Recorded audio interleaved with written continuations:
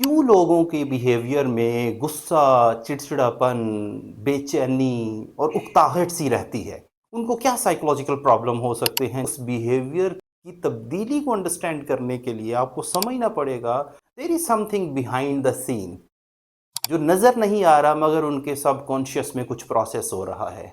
कोई स्ट्रेस, कोई ट्रॉमा, कुछ भी हो सकता है। तो रूट कॉज़ तक पहुँचने के लिए आपको पहले उस इंसान की कंडीशन को समझना पड़ेगा और उसके लिए आपको क्या करनी पड़ेगी, एक टेक्नीक यूज़ की जाती है जिसको कहते हैं मिररिंग। मिररिंग में क्या करते हैं कि आप उसके शू में जाते हैं और उसकी जगह पे जाके महसूस करते हैं कि अगर मैं इसकी जगह पे हूँ, तो मैं किस तरह के स्ट्रेस के साथ होऊँगा। पॉसिबल है एनवायरनमेंट का कोई स्ट्रेस हो, पॉसिबल है लोगों का कोई स्ट्रेस हो, पॉसिबल है फैमिली कोई कॉन्फ्लिक्ट हो, पॉसिबल है किसी रिलेशनशिप में कोई ब्रेकअप या किसी भी तरह का प्रॉब्लम हो। तो मल्टीपल प्रॉब्लम्स हो सकते हैं, different kinds of variable could influence his और हर बिहेवियर। सो उसके बिहेवियर के अंदर जो मल्टीपल चेंजेस आते हैं, उनको आप असाइड करके उसकी एक्चुअल जेन्युइन पर्सनैलिटी को चूँकि आप जानते हैं, वाकिफ़ हैं, बड़े अरसे से आप अगर उनके साथ हैं, तो आप उस उनकी जेन्युइन पर्सनैलिटी को एक तरफ करें और करंट सिचुएशन में उनके बिहेवियर को एक तरफ करें, एनालिसिस करें कि यार एक्चुअल में तो ये बंदा इस तरह का है, ये इसके अंदर ये वाली चीज़ नहीं है, लेकिन अभी इसका रवैया ऐसा हुआ। तो ऐसी सिचुएशन में आप अपने रिलेशनशिप को बरकरार रखने के लिए, पॉजिटिव रखने के लिए आपको उसकी ओवरऑल पर्सनैलिटी वाली जो उसके फीचर्स हैं, उसका बिहेवियर है, आप उसको प्रायोरिटी दें, तरजीह दें, रेदर देन आप उस एक इवेंट को लेके पकड़ के आप उसके साथ ब्रेकअप करें या रिलेशनशिप को ख़त्म करें।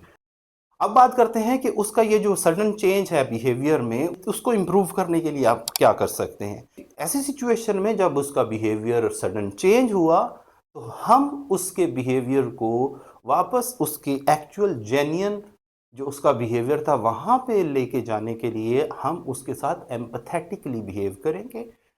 उसकी बात सुनेंगे, उसके कंधे पे हाथ रखेंगे, उसके करीब होंगे, उससे बात करेंगे ताकि वो अपनी प्रॉब्लम को शेयर कर सके और जब वो अपनी प्रॉब्लम को शेयर करेगा, उसका बोझ हल्का होगा, जैसा कि सिगमंड फ्रॉइड कहता है कि उसका कैथारसिस होगा। जो ही कैथारसिस होगा, तो ही और शी माइट फील ईज़ी।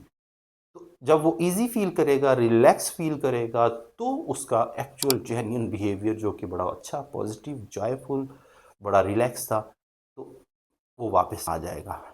अगर किसी की पर्सनैलिटी है ही एग्रेसिव है, चिड़चिड़ापन है, इरिटेबिलिटी है, रेस्टलेसनेस है, हर वक़्त बेज़ारी-सी रहती है, ऐसी पर्सनैलिटीज़ को प्रॉपर चेंज करने के लिए उनको प्रॉपर काउंसलिंग जो कि प्रोफ़ेशनल्स कर सकता है, उसकी ज़रूरत होगी। इससे भी पहले आपके लिए सजेशन ये है कि आप उससे बहस करने से अवॉइड करेंगे और उसको लॉजिकली और रीज़निंग के साथ बहुत थोड़े अल्फाज में, क्वांटिटी बातों की थोड़ी हो, क्वालिटी बात की बहुत अच्छी हो, उससे आप उसकी काउंसलिंग कर सकते हैं। अदरवाइज़ कोशिश करें किसी प्रोफ़ेशनल के साथ डिस्कशन करें और प्रोफ़ेशनल उसको स्टेप 1 में इनसाइट प्रोवाइड करेगा कि आपके बिहेवियर में सडन चेंज है या फिर एक मुसलसल चेंज है जो कि सोसाइटी में या लोगों में इतना पसंद नहीं किया जाता, तो आप इसके ऊपर थोड़ा सोचें। तो प्रोफ़ेशनली जब उसको काउंसलिंग की जाएगी, उसको इनसाइट डेवलप की जाएगी कि आपका प्रॉब्लम इस नौइयत का है और उसका सॉल्यूशन इस तरह का है, तो फिर उसका इमोशनल क्यूशन यानी कि ईक्यू बेहतर होगा, इस तरह उसका कंट्रोल बेहतर होगा, उसकी कॉग्निटिवली जो प्रोसेसिंग होती है वो इम्प्रूव करेगी, तो उसको नेगेटिवली सोचने की बजाय पॉजिटिव सोच आएगी। हर एक इवेंट, हर एक सिचुएशन को वो डिफरेंटली देखेगा, मुख्तलिफ देखने के बाद उसके अंदर एक जो तब्दीली आएगी, वो उसके बिहेवियर से आप देख सकते हैं। बिहेवियर पॉजिटिव होगा, उसमें एग्रेशन नहीं होगा, चिड़चिड़ापन नहीं होगा, तहम्मुल मिजाजी होगी, रिलैक्स होगा। हमारी इस वीडियो को लाइक कर दीजिए, कमेंट कर दीजिए, शेयर कर दीजिए और कोई सवाल हो तो आप पूछ सकते हैं।